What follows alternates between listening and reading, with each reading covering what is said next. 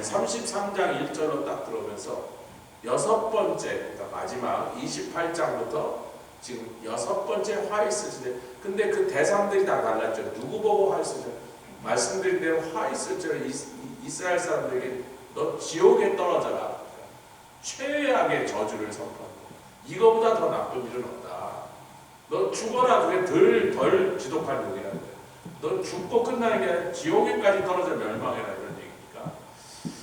근데 이 대상이 누구냐면 33장 1절 다시 읽겠습니다. 시작. 화 있을진저 너 학대를 당치 아니하고도 학대하며 속임을 입지 아니하고도 속이는 자여. 이게 누구냐면 바로 아수르 왕 사네립을 가리키는 겁니다. 물론 또 그가 이끌어온 아수르 군대를 또 아수르 제국을 가리키는 거지만 그것의 모든 주동자가 사네립이니까 이 사네립이라는 자를 특별히 이렇게 부르고 있는 거예요. 성경이 그를 이렇게 묘사했다는 거야. 너는 학대를 당한 적이 없다. 그의 아버지 살마네셀이 사네립 위에 있었던 아수르 왕 살마네셀이 이스라엘과 아람을 멸망시킨 사람. 그리고 뭐 그게 그렇게 오래전 얘기 아니에요. 한 10몇 년 지났죠. 그게 721년에 일어났는데 지금 이게 702년의 일이란 말입니다. 19년이 지났다. 그가 죽고 아들 사네립이 왕이 됐는데 세상에 가장 큰 정복왕의 아들로 태어난 거니까 광개토 대왕의 아들 장수왕 또 올해도 사셨어요. 60몇 년 동안 왕노릇 했으니까 그 광개토 왕비를 세운 사람이 그 아들 장수왕입니다. 왜 그렇게 세웠어요? 여러분 장수왕도 굉장히 정복을 많이 해서 그 사람은 위로 가지 않고 자기 아버지가 어디까지 땅을 뺏어놨냐면 고고학자들이 밝히고 옛날 기록을 보니까 광개토 대왕이 뺏은 데가 지금의 몽고까지 뺏어놓은 거예요. 거란 땅을 다 먹고 그 너머에 있는 몽골 초원의 입구까지 뺏었어요. 그러니까 장수왕이 어디 갈 데가 없잖아. 자기 아버지가 다 북쪽으로 다 뺏어놨으니까. 동쪽으로 만주벌판 다 뺏고. 이게 밑으로 내려야 되잖아, 장수왕이. 백제 땅을 뺏어버려. 그 신라를 뺏어버려. 그러면 자기 아버지 살마네셀이 광개토 대왕 같은 사람이었거든. 사네립은 그 위대한 정복왕의 아들로 태어났어. 누가 사네립한테 감히 덤볐겠어요? 누가 그를 학대했겠냐면 전세상에 사네립을 학대할 수 있는 세력을 가진 자가 누구냔 말이에요. 애굽도 그 앞에서 벌벌 떨고 있고 바벨론은 아직도 그 밑에서 발밑에서 신음하는 속국으로 있는데, 근데 자기는 학대를 당한 적이 없는데 학대하는 걸 좋아하는 자라. 그리고 자기는 속인 적이 없는데 속였어요. 이 속인 것이 어디에 나오는지 열왕기하에 나옵니다. 우리 열왕기하를 보겠습니다. 강의 안에 다 나온 내용이지만 열왕기하 18장에 이 스토리를 우리가 좀 토막토막 읽었기 때문에 이 스토리 전체를 좀 이해할 필요가 있어요. 열왕기하 18장 13절부터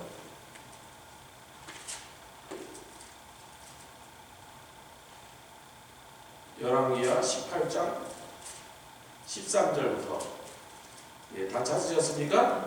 16절까지 우선 읽겠습니다. 시작. 히스기야 왕 14년에 아수르 왕 사네립이 올라와서 유다 모든 견고한 성읍들을 쳐서 취하매.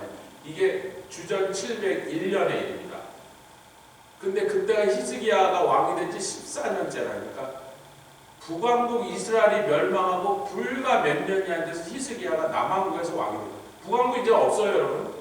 더 이상 북왕국이라는 나라는 지구상에서 사라졌고 오직 남왕국만 남았는데 남왕국의 왕이 돼서 14년 동안을 그냥 그런 대로 버텼어요. 여러분 계속 우리가 얘기했죠. 이사야에서 시작해서 아수르가 커지면서 막 압박을 하니까 북왕국과 아람이라는 두 나라가 이거 우리 둘의 힘만으로 이거 못 막으니 애굽도 끌어들여서 애굽도 반아수르 동맹에 이렇게 연합전선을 펴니다. 심지어는 거기 있는 뭐 블레셋이나 뭐 시돈 이런 조그만 나라들 어차피 이건 뭐 조그만 나라니까 이 아수르의 대비를 확 쓸어버리면 다 넘어가니까 전부 이 동맹에 붙습니다. 근데 여기 유다라는 나라가 하나 있는데 유다만 친아수르 전체를 펴다. 근데 여러분 아수르가 이걸 다 멸망시켜버려서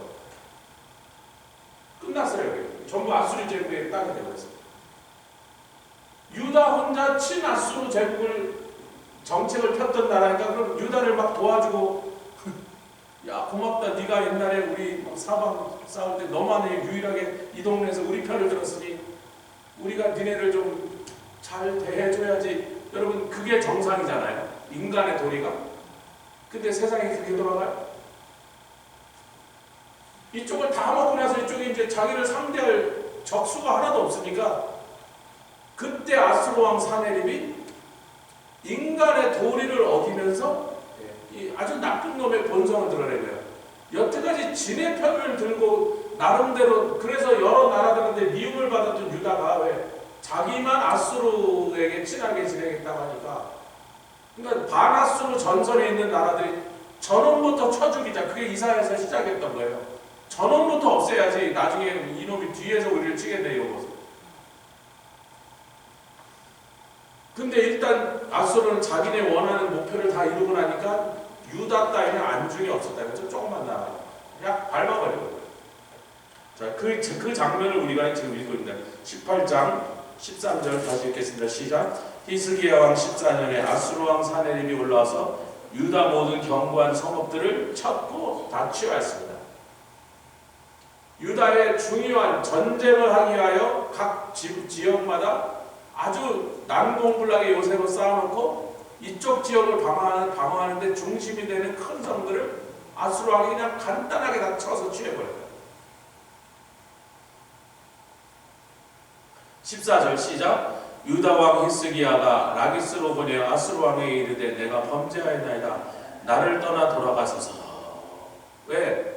유다의 모든 견고한 성읍들이 다 아수르 군대의 수중에 떨어지니까 이제 예루살렘 성 하나만 남았는데 이게 뭐 방법이 없는 거예요. 너무 강한 적이 와서 삽시간에 뭐 전쟁이라고 할 것도 없이 그냥 싹 이쪽은 그냥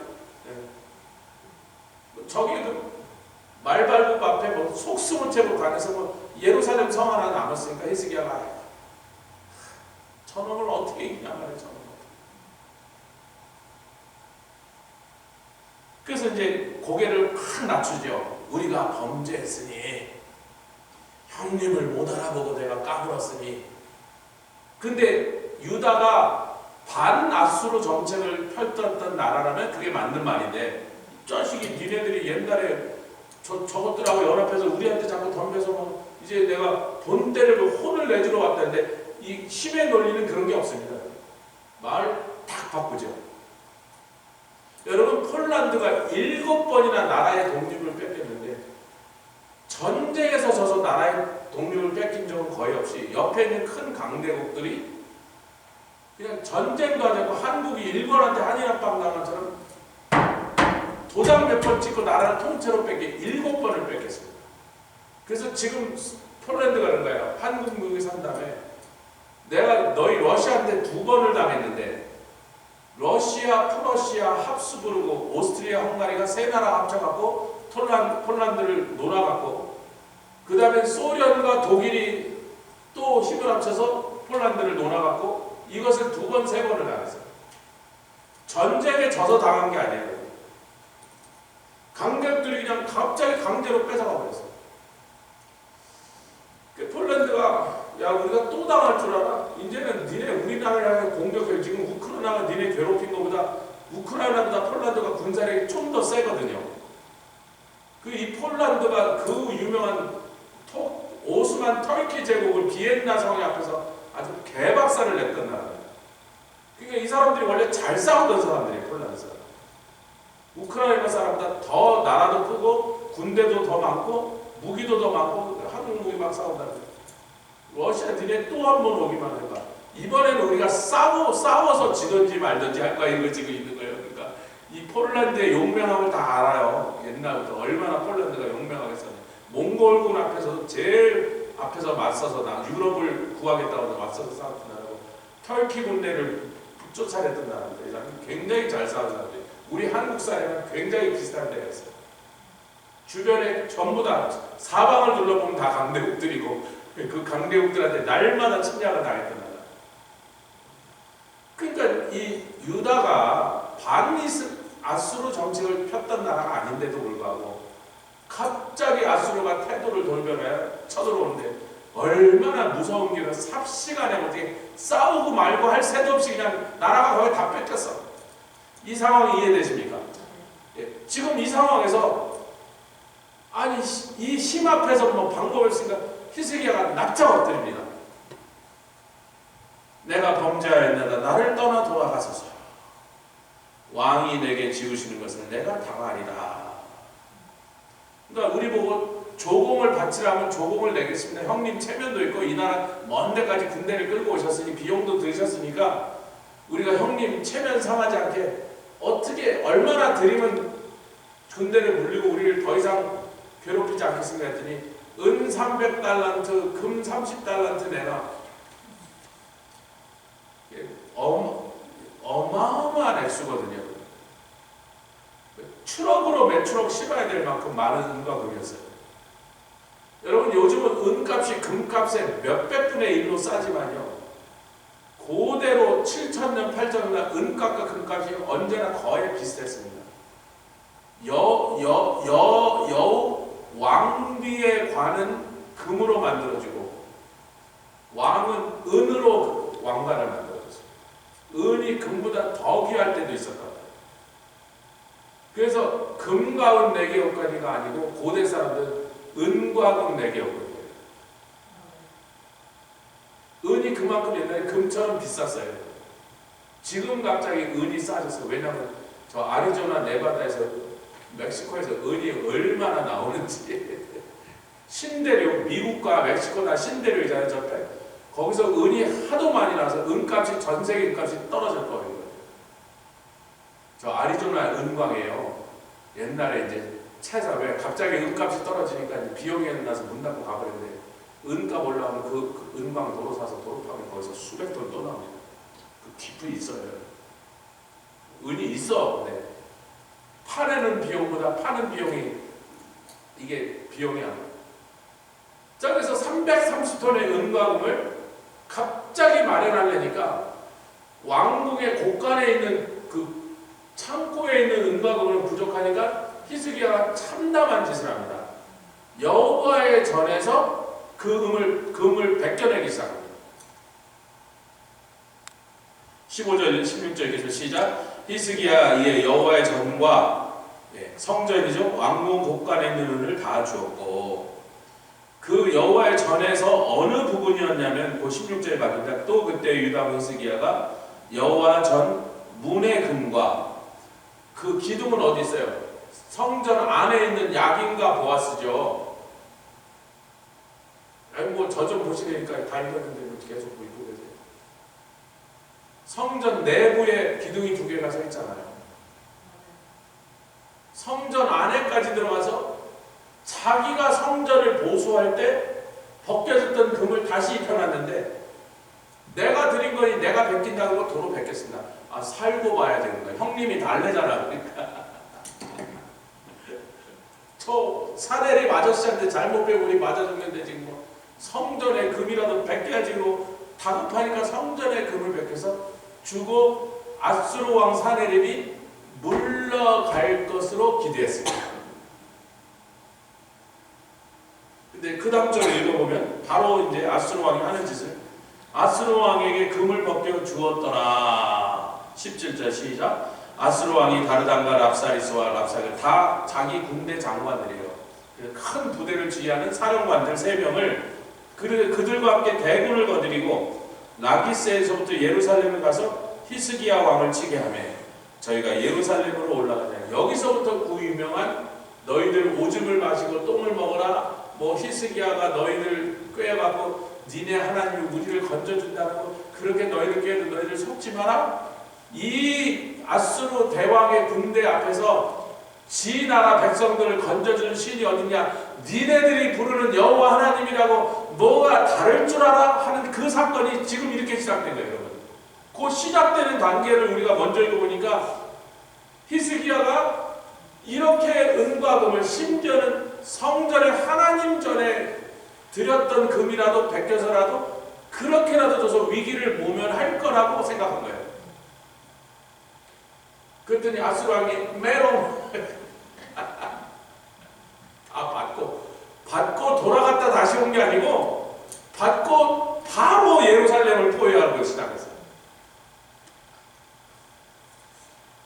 이 일이 일어나기 1년 전에 히스기야를 통하여 1년 전입니다. 이사야서 33장에 히스기야를 통하여 너 학대받은 적이 없는데 학대하는 자여, 너는 한 번도 누구한테 속지 않은 놈이 이 속이는 이 나쁜 놈. 이게 주전 702년, 지금 열왕기야 사건 701년, 1년 뒤의 일입니다. 그 일이 일어나기 1년 전에 이사야 선지자를 통하여 누구를 믿지 마라? 저 사내림 저놈을 믿지 마라. 분명히 예언해 주셨거든요. 아멘. 근데 히스기야 왕은 그게 지금 눈에 보이지 않고 귀에 들리지 기억이 안 나. 지금 그런 게 기억이 안 나. 지금 성을 겹겹이 포위한 아수르 군대밖에 눈에 보이지 않으니까 정신이 하나도 없는 거예요. 정신이. 히스기야는 어리석은 일을, 사내림은 곧 악한 놈, 곧 나쁜 놈 짓을 한 거예요. 이 상황에서 이 얘기가 됐습니다. 우리 이사야서로 다시 돌아오겠습니다. 강의안으로 치면 오늘 나눠드린 강의의 451페이지.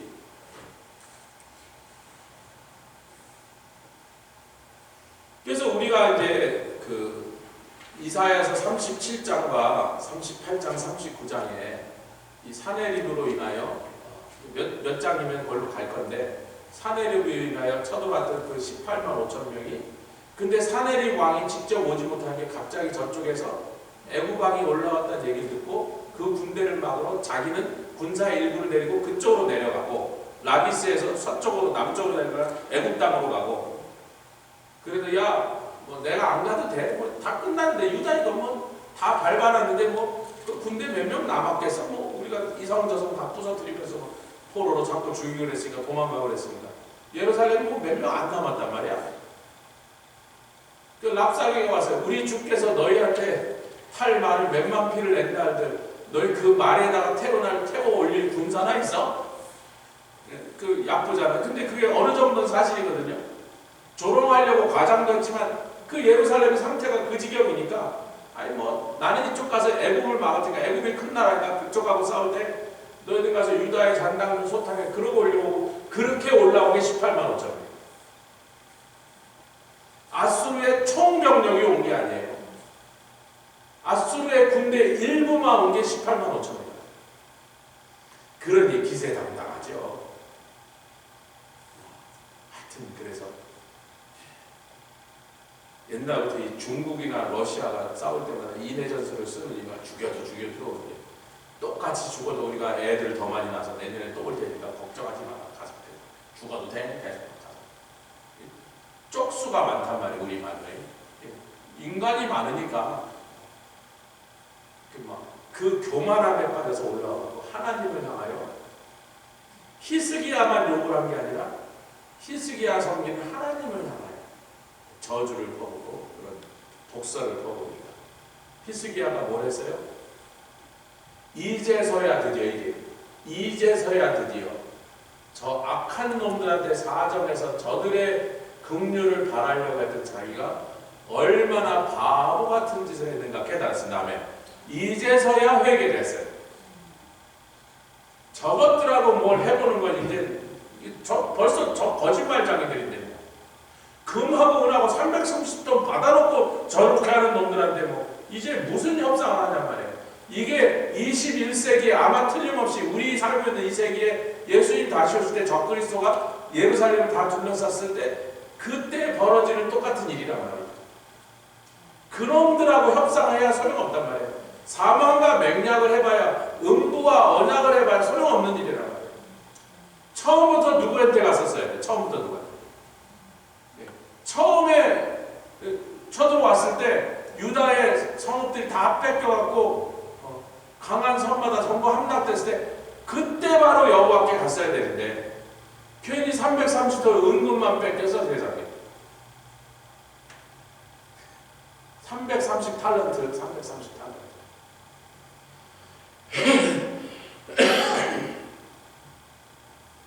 그러나 이제라도 하나님께 히스기야 가서 울며 매달리며 저들이 당신의 거룩한 이름을 회방하고 있나이다. 어찌 그 말을 듣고 하나님 가만 계시겠지 한데 하나님이 천사를 보내사 18만 5천 명을 쳐 죽인 큰 사건이 벌어졌어요. 이것이 그 후에 수많은 군대들이 뭐 여러 나라, 페르시아의 군대, 뭐 마게도니아 군대, 로마의 군대, 뭐 모슬렘 군대, 터키 군대, 수많은 군대들이 예루살렘을 포위하고 하나님의 백성들을 위협하고 죽이려고 할 때마다 하나님 계속 묻는 거예요. 쟤네들하고 협상할래? 아니면 애국처럼 큰 나라한테 가서 원군 보내달라고 글로 사자가 나오는 그 위험한 광야를 보물을 싣고 갈래? 거기 사자만 있어요? 도둑대도 있어요? 광야에 드글드글거리는 게 도둑대도 있거든요. 왜? 여러분 광야에 정상적으로 그 뜨거운 사막을 여행할 사람이 있어 없어요? 누구만 여행합니까? 누구만 여행해요? 그 길도 없고 물도 없는 사막을 목숨을 걸고 여행할 사람이 누가 여행해요? 이웃집에 처녀 보러 가겠어요? 이웃 마을에? 가다가 죽는데 누구만 여행? 아라비아의 대상들만 여행합니다. 그러니까 그 사막을 지나가는 행렬은 전부 장사할 귀한 물건만 싣고 가니까 그러니까 그 사막에서 기다리고 있는 건 전부 누구다? 전부 산적대들이라고 도둑대들이라고 말이야. 그것만 기다리고 지나가는 놈들은 뭔가 장사할 물건, 귀한 물건, 쉽게 구할 수 없는 아주 신기한 물건들만 지금 팔려고 가고 있는 중이니까 이미 팔았으면 돈이 있을 것이고 금덩어리가 있을 것이고 팔기 전에 물건을 팔아서 우리가 갖다 팔아도 돈을 버는 거니까. 이렇게 하나님께서 그러한 사건이 벌어질 때마다 예루살렘 하나님의 백성들이 크고 강한 군대에 포위돼서 절대절명의 위기에 몰릴 때마다 하나님이 계속 보는 거야. 그러니까 누구한테 가서 도움을 구할래? 나한테 올래? 저기 가서 어떻게 볼래? 그전에도 그랬고 앞으로도 그렇습니다. 누구한테 너의 구원이 어디서 오냐? 네 구원을 누가 보장하냐? 이사야서 32장으로 돌아가 봅시다. 우리가 주일날도 이 말씀을 이번 주일에도 또 나눌 것인데 이사야서 강의에서 32장 16절과 17절 18절까지 읽겠습니다. 32장 16절 시작. 그때 골평이 광야에 거하며 그가 아름다운 이 사건이 일어나기 전에 필경은 위로부터 15절에 보면 필경으로부터 성신을 부어주실 것입니다. 성령을 받은 사람들은 똑똑하게 군단 말이에요. 어때? 이 절대절명에 의해서 학대받지 않고도 학대를 하기를 좋아하는 놈, 아니 세상에 힘과 권력을 가진 놈들은 항상 그러죠. 내가 가서 때리든지 밟든지 뺐든지 네가 어떻게 할 건데, 그러고 군대를 몰고 오는 거예요. 국경 넘을 때 뭐 허락받고 옵니까? 여러분, 큰 군대를 몰고 오는 군대가 몽골군이 허락받았어요? 거란군이 허락받았어요? 무슨 뭐 돌골군이 허락받았습니까? 우리가 가서 뭐 뺏겠다는데 때리면 맞는 거고, 그러고 몰려오는데 그 상황에서 성령이 도와주지 않으면 어떻게 한다? 성전에 금 뺏긴단 말이에요. 아멘 합시다. 성령이 주시는 담대함이 없으면 성전의 금이라도 뺏겨서 그 돈의 힘으로 이 위기를 넘기려고 한단 말이에요. 그래서 자기네들을 그렇게 속이고 돈을 받자마자 언제 그랬냐는 듯이 말을 바꾸고 약속을 어기는 그 악한 놈에게 생명을 구걸하고 있다면, 우리를 제발 죽이지 말아주세요. 아니 몇십 년 동안 이웃 국가들한테 미움을 받으면서도 지네 나라 편을 들었던 나라인데 이런 놈들하고 약속을 하는 것이 어리석은 일이지, 이게 지혜로운 일이란 말이에요. 인간은 이런 것들이거든요. 인간이라고 하는 것들이 힘과 권력을 주면 아나무인이 되고 약속도 무시하고 얼마든지 국가와 국가 사이의 조약도 헌신짝처럼 휴지조각처럼 무효로 만들어버리는 거죠. 이게 무서운 국제 정치의 질서들입니다. 히틀러가 영국하고 전쟁하지 않겠다고 평화조약하니까 그때 당시에 영국 수상이 로이드 베를린에 가서 히틀러한테 휴지 조각, 종이 조각에 히틀러가 사인을 했어요. 전쟁 안 한다니까. 그걸 들고 와서 런던의 공항에 대해서 영국 국민이 BBC 방송국이 막 카메라로 비춰나고 여러분 평화입니다. 영국 국민을 안심시킨다. 그러느라 군대가 하나도 준비가 안 됐어요. 그 역사에 수없는 교훈들이 우리한테 그것을 보여주죠. 그런데 필경 위에서 성신이 부어주실 거니 성령 받은 사람은 진리의 영, 지혜의 영을 받아서 할렐루야. 누구한테 가서 도움을 구해야 될지를 알게 됐다는 거예요. 아멘. 그때 성령을 부어주신 그 성령을 받은 사람들 그때 아멘. 우리들 얘기잖아요. 성령 받은 사람들은 공평이 광야에 변화 의가 아름다운 밭에 있으니 의로움의 공효 의로 인하여 그 효과는 화평이라. 화평은 원수하고 협상하는 데서 오지 않고 적군한테 뇌물 바치는 것의 결과가 오지 않고 아멘. 지금 그 얘기를 33장에서 이어가고 있는 겁니다. 네가 화평을 원하느냐? 의에게 의지해라. 그 의는 누구예요? 예수 그리스도라고요. 아멘. 너를 위하여 십자가를 지신 그분에게 나가서 의지하면 그분이 화평을 주시는데 의의 결과는 영원한 평안과 안전이라. 안전이 뭐예요? 지금 필요한 거잖아요. 그런데 저 학대받지 않고 학대하며 속인 적 없고 속이는 저놈은 내가 가만 놔두지 않으리라 그런 거예요. 누구? 사내립죠. 내 백성을 조롱하고 내 종을 속이고 기만하고 괴롭히고 죽인 저놈 내 가만 놔두지 않으리라. 그래서 이제 33장 1절에 하나님의 백성을 향하여는 네가 의를 붙잡아라. 그럼 화평도 있고 평안도 있고 안전도 보장되는데 아멘. 내 백성을 이렇게 속인 저놈 지는 남한테 속은 적이 없는데 지는 누가 자기를 괴롭히는 일을 당한 적이 없는데 까닭 없이 와서 내 백성을 괴롭히는 저놈 속이는 저놈.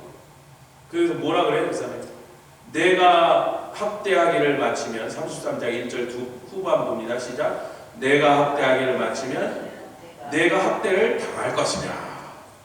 내가 속이기를 그치면 사람이 너를 속이리라. 이사야서 37장인 거 11기야 19장에도 있지만요. 이사야서 37장 마지막 절입니다.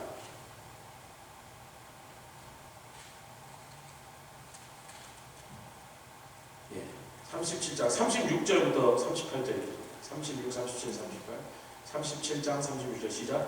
여호와의 사자가 나서 앗수르 진주에서 18만 5천년을 쳤으므로 아침에 일찍 일어나 본즉 시체뿐이라. 이에 앗수르 왕 사네립이 떠나 돌아가서 니느웨 유다 정복에 실패하고 이제 실망하여 군대의 절반 이상을 잃어버리고 패배한 왕이 돼서 힘없이 돌아왔어요. 너무 속상하니까 지가 섬기는 왕의 신전에 가서 이제 제사를 드리고 거기 가서 엎드려서 지 속상한 심령을 지 신한테 이르려고 갔는데 그때 두 명이 들어와서 이 사내립 왕을 죽여버려요.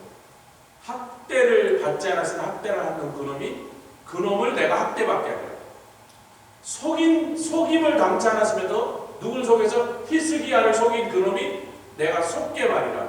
그래서 하나님이 하신 방법이 뭐냐면 두 명이 와서 이 사내립을 쳐 죽이는데 그 두 명이 둘 다 그의 아들들입니다.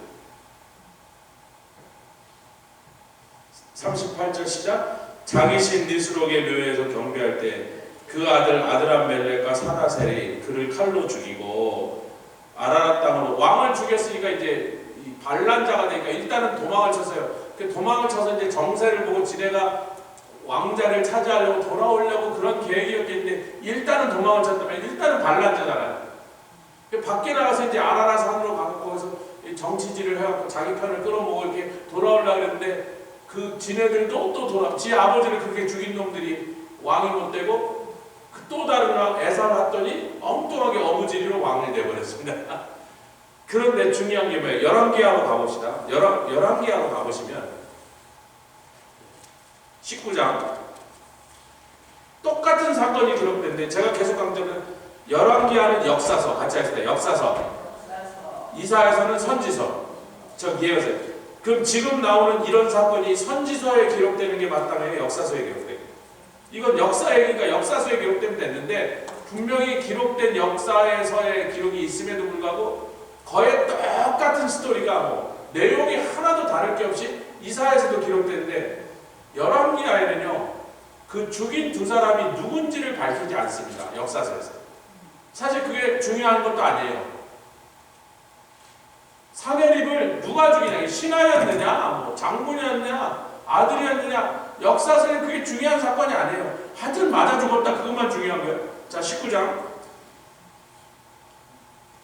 37절 시작. 그 신 니스록의 모유에 경배할 때 똑같은 내용이죠.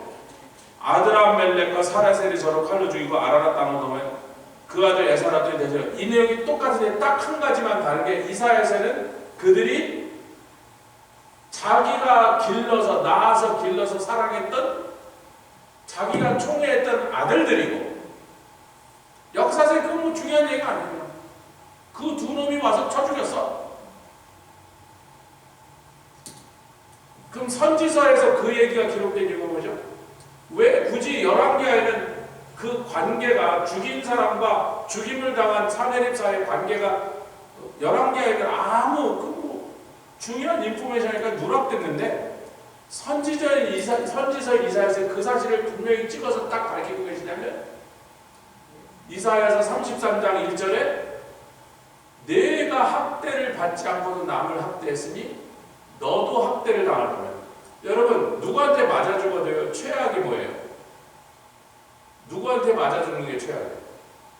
아니 길거리를 가다가 모르는 총알에 맞아 죽는 거면 어떤 놈이 지네끼리 총싸움하다가 난 재수없이 지나가는데 그냥 맞아 죽었어. 그 최악은 아니에요. 죽은 거는 뭐 똑같지만 이웃 동네 사람한테 맞아 죽었어. 상당히 더 기분 나쁘죠? 근데 그 어떤 사람한테 맞아 죽어도 지 몸으로 나온 자식, 그것도 두 놈이 나한테 맞아 죽는 이거보다 최악은 없는 겁니다. 학대를 하던 네가 너는 학대를 받지 않고 남을 학대했으니 너도 학대한 적 있는 네 자식 두 놈이 나 갑자기 너를 배반하여 등에서 칼을 꽂으니 네가 히스기야한테 그렇게 큰 뇌물을 받고도 받자마자 헬롱 메롱 그러고서는 히스기야를 죽이겠다고 공격을 시작했으니 네가 그렇게 속인 것처럼 너도 속임을 당해. 그래서 이사야서에서는 그들이 그의 친자식 둘이었다는 것을 기어이 밝힌 것입니다. 하나님이 이사야서 33장 1절에 히스기야 이사야를 통하여 그렇게 예언적 선포를 하신 것의 성취라고 하는 것을 37장에 그렇게 밝혔다는 것입니다. 아멘. 자, 그럼 뭐 이 정도 했으면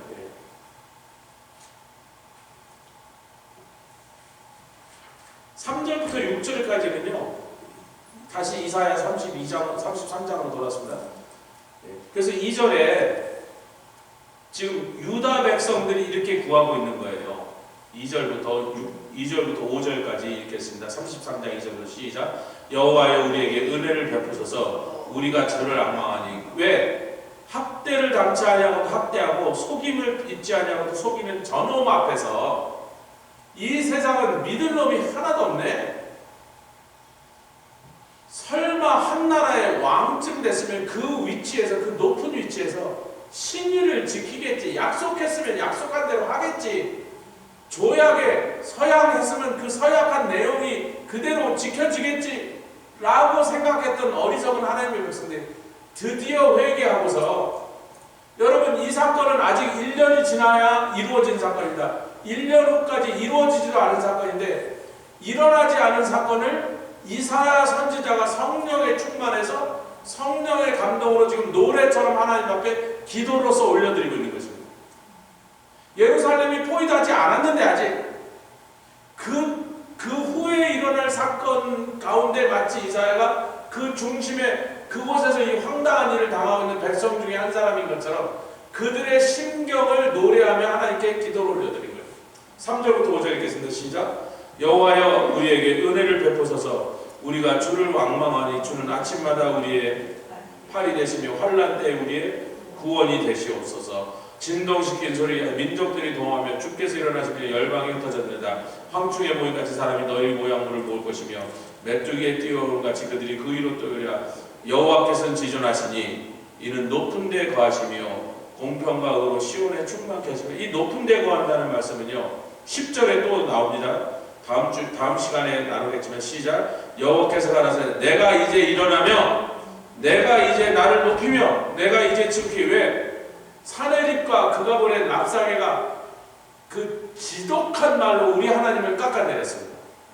뭐라 그랬어요? 우리 아수르 왕에 보낸 군대가 가서 공격하여 친 나라마다 전부 다 진에 부르던 신이 있어. 그 많은 나라를 우리가 다 쳐서 멸망시킬 때 그 중에 한 놈의 신이라도 우리 군대를 물리치고 막아내는 군대가 있어. 말씀드렸죠. 지금 500년째 중군동에서 싸워서 한 번도 지지 않은 군대라. 여러분 500년 동안 전쟁을 얼마나 많이 했겠어. 얼마나 많은 나라의 군대랑 부딪혔는데 한 번도 안 지면요 교만해지면 이런 소리가 나올 만도 한 거예요. 우리는 백전백승 불패의 신화. 우리는 전 진다는 게 없어. 그 이유는 우리 신이 그렇게 강한가? 너희들의 신은 아무것도 아니야. 근데 이것들이 하필이면 여호와 하나님 앞에 와서 그 똑같은 망언을 그랬더니 여호와께서 내가 이제 일어나리라. 내가 이제 나를 높이리라. 시편 46편 날씨도 춥고 길도 미끄러운데 오늘 그래도 다행히 해가 나니까 좀 길이 녹아갖고 주차장 그래도 이곳저곳에 얼음이 좀 남아있으니까 성전에 오실 때마다 좀 조심하시는 게 좋겠습니다. 46편 5절과 6절 이 유명한 말씀이죠. 5절과 6절 시작. 하나님이 그 성 중에 거하시매 성이 요동치 아니할 것이라. 새벽에 하나님이 도우시리라. 아침에 일어나 나가보니 아수르의 군대 18만 5천 명이 아침에 나갔다 그랬어요. 낮에 나가지 않고. 왜 아침에 나갔다 그러죠? 그러면 그들이 맞아 죽는 사건은 그 아침보다 더 일찍 새벽에 일어나죠.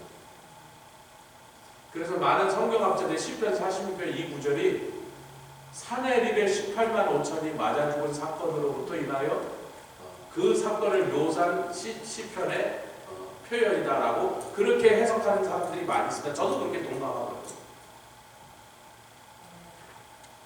아멘. 예, 6절 이방이 헌항함에 왕국이 동하였더니 저가 누구의 여호와께서 소리를 바라심에 땅이 녹았도다. 7절도 있죠.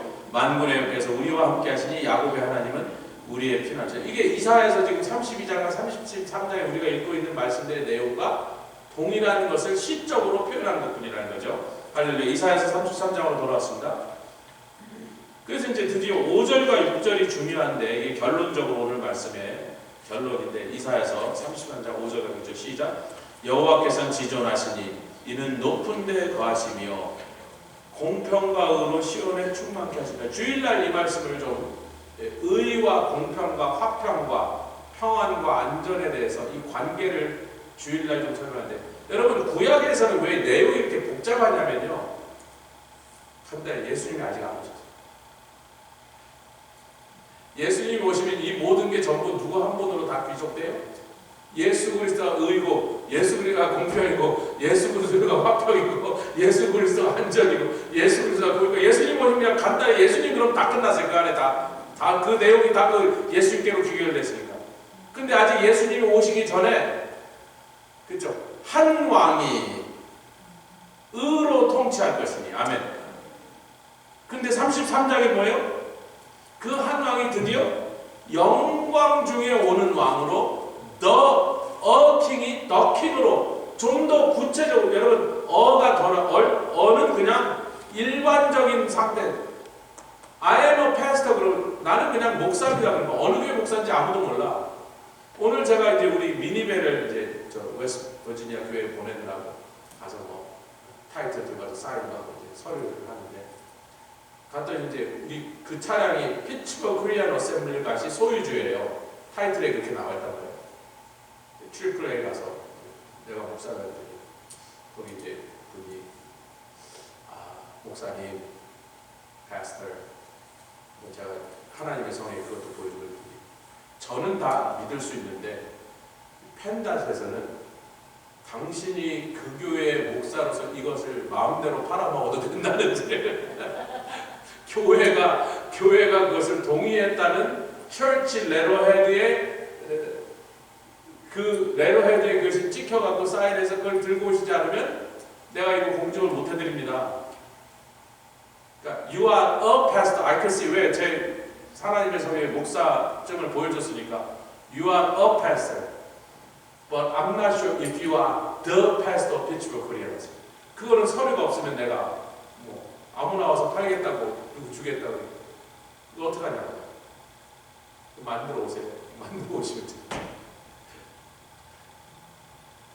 한 왕이 킹이 오시는데 왜 이렇게 애매모호한 표현을 쓰죠? 아직 하나님은 예수 얘기를 할 단계가 아니야. 53장에 가서야 드디어 예수, 거기서도 예수라는 이름은 얘기를 안 하세요.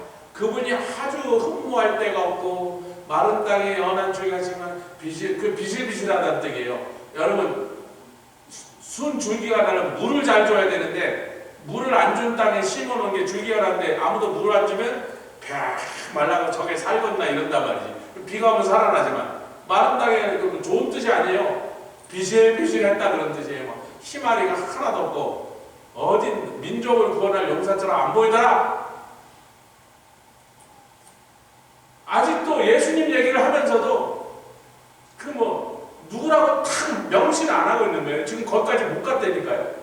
그러니까 구약에서 예수님을 표시할 때는 은유적으로 상징적으로 은근히 이렇게 지혜 있는 자는 깨달을진저 이렇게 눈치 빠른 자는 좀 감을 잡을지도 이렇게 하고 계신 거예요, 여러분. 구약에서는. 그러나 그걸 통하여 예수님이 이 땅에서 오셔서 하신 사역의 성격과 목적과 원리를 구약에서는 성격과 목적과 원리를 자꾸 우리에게 친밀하게 그것을 알게 해주시고 예수님 주인공 당사자는 The King으로 딱 오신단 말이에요. 그래서 33장 17절에 보니까 다음 주에 나가죠. 자, 한 왕이 킹이 의로 통치하게 될 것이라. 그리고 그분을 증거하려고 필경은 성신을 부어주실 것이라. 그 성신을 받은 사람들은 드디어 엉뚱한 데 가서 봉창 두드리지 말고 구원을 주시는 그분 구원자에게 찾아올 것이라. 아멘. 구원자에게 찾아와서 구원을 얻을 것이라. 그러면 그 의로 구원을 얻는 자들은 공평과 화평과 아멘 평안과 안전을 누릴 것이라. 그러다가 너의 눈이 이 땅에 직접 임하시는데 영광 중에 임하는 왕을 볼 것이다. 할렐루야.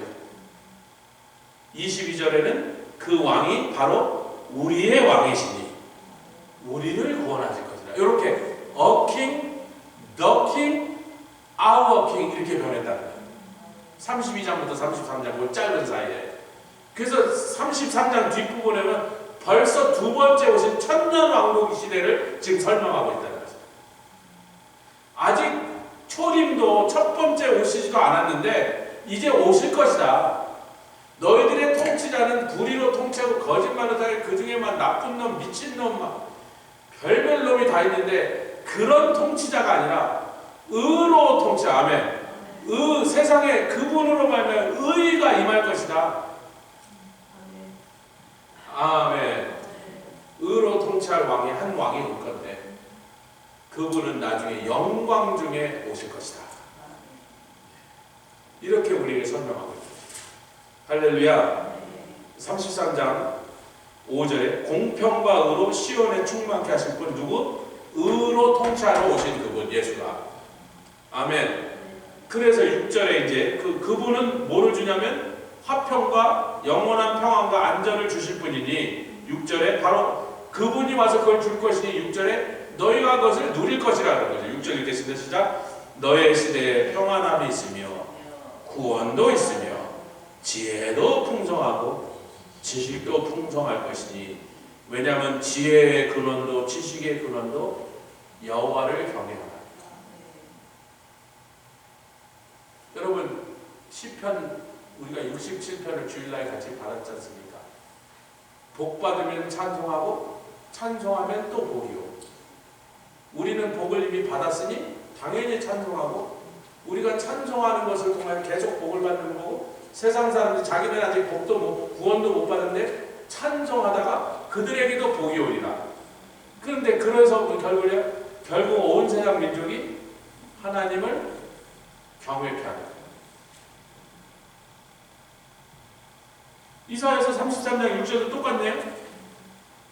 저 학대지 않고도 학대 당하지 않고도 학대하는 저놈 속임을 받지 않았는데 지는 속이는 저런 나쁜 놈한테 가서 그놈 보고 우리를 좀 받아라. 형님 금과 은을 백조해서 드리는 그런 어리석은 짓을 하던 너희가 여러분 경외라는 말은 영어로는 fear of the Lord입니다. 네가 하나님을 두려워한다면 어찌 감히 하나님의 성전에서 금을 뺏겨서 저놈들한테 뇌물로 쓰겠다고 하나님 우리로 칩시다 아니냐 예를 들기 위해서 이거 저는 저 피아노를 누가 처음에 30년 전에 우리가 성전 가지고 어느 분이 막 감동해서 누군지 몰라 제가 오기 전 일이니까 지금 그분이 여기 없으니까 제가 모른단 말이에요. 저 키보드는 누가 헌금하셨는지 알아요? 저는 심술적 원사님 헌금하고 그분이 헌금해서 가서 사온 거예요. 저건 누가 하는지 몰라요. 근데 다급하다고 우리 교회가 살림이 쨘다고 목사하고 장로가 잡담을 해갖고 저 그랜피아노 쓰지도 않는데 팔아버립시다. 한 10,000불은 받지 않겠냐 해서 갖다 내다 팔았어. 그럼 하나님은 어떻게 하시겠어요? 아니 1년 내내 아무도 안 치는데 지금 교회가 지금 돈이 부족한데 하나님 앞에 정말 하나님을 정말 분노하게 할 만한 짓. 하나님께 가면 돈 필요 없이 보호하심을 받았는데 아멘. 아무 사정 없이 그냥 주여 도와주세요 그럼 구원할 건데 어리석은 자가 되니 필경 위로부터 성령을 받기 전에는 히스기야 왕 같은 하나님을 그렇게 사랑하던 사람도 의로운 왕도 이 절대절명의 위협에서 이런 바보짓을 이런 어처구니 없는 짓을 해서 그냥 제대로 속았죠. 이 원수 앞에 이 악한 놈한테 이 악당한테 제대로 속았다고. 필경 위로부터 성령을 받은 우리는 아멘 도와주실 분한테 가서 도와달라. 그 도와주실 분은 우리의 구원자이고 의신 예수님밖에 없더라. 그러면 하나님을 경외하면 지혜와 지식의 근원이니까 근본이 하나님을 경외해요. 누가 감히 성전에 들어와서 하나님께 드려진 성물을 급하다고 들고 나가서 파냔 말이에요. 여러분 그것이 얼마나 하나님 모독하는 일이란 말이에요.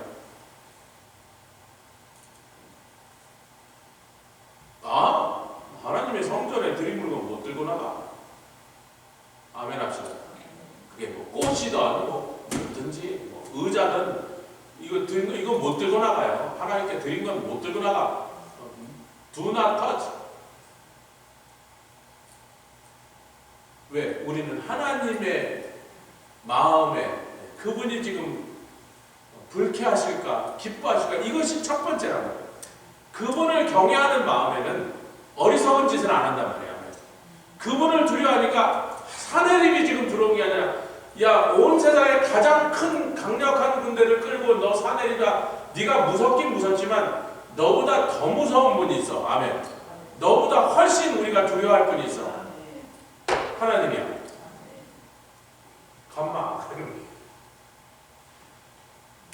이게 마지막 이제부터 올 큰 환란이 앞으로 이제 막 속속들이 닥쳤는데 세상에 무서운 환란들이 첫 번째 이럴 때니까 무슨 색 말이 튀어나가고 두 번째 이럴 때니까 무슨 색이 일어나고 막 전쟁이 일어나고 기근이 일어나고 막 그 무서운 일들이 앞으로 벌어질 것인데 요 일들이 벌어지려는 요 초입에 우리에게 이 말씀을 주신 거예요. 너희는 나를 경외하게 된다. 여러분 좋은 일, 복을 주시고 복 받은 사람이 찬송하고 찬송하니까 더 복을 주시는 좋은 일에도 결론은 여호와를 경외하는 거예요. 이런 환란, 아니 적군한테 우리 수도가 포위당했어? 그거보다 더 위기가 어디 있습니까? 이제 잘못하면 다 맞아 죽는 거야. 그 성에 있는 사람 전부 포로로 끌려가고 노예로 끌려가고 막 맞아 죽고 그러는 건데, 그러니까 복 받고 찬양할 때도 그것을 통하여 복 받은 사람이 찬양하고 찬송한 사람에게 더 복을 주시고 또 더 복을 주면 더 찬양하고, 이 일을 통하여 하나님 우리에게 결국은 가르치시는 것은 여호와를 경외하라. 지금 그 반대 상황이죠. 절대절명의 위기에서, 이 총체의 난국 속에서 김종건 목사님이 한국에 갔다 오셨는데, 선거 치르기 전에 2월달이나 3월달 갔다 오셨고, 그리고 이제 얼마 안 있었는데 선거 치른다고 막 난리가 나는데, 목사님 김문수가 되겠습니다, 이재명이 되겠습니다. 조 목사가 누가 되길 원하는지 내가 너무 잘 알지만 미안하지만 이번에 이재명이 한국 가서 설교하러 가는 동네마다 이제 카타콤의 신앙이 필요하다. 그 말씀을 계속하는 거죠. 이 교회 두 달, 한 달, 곳곳에서 설교. 너희들 카타콤으로 들어가야 돼.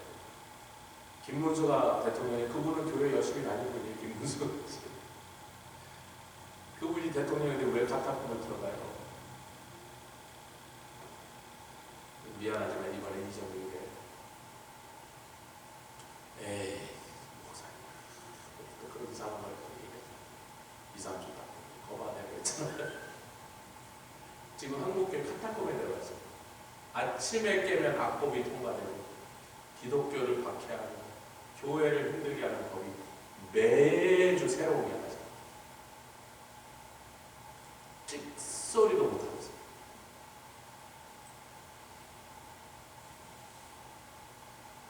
그래도 하나님은 그 속에서 우리가 뭘 배우라고? 주를 경외하는. 결론이 똑같잖아요. 주를 경외하는 너희의 보배.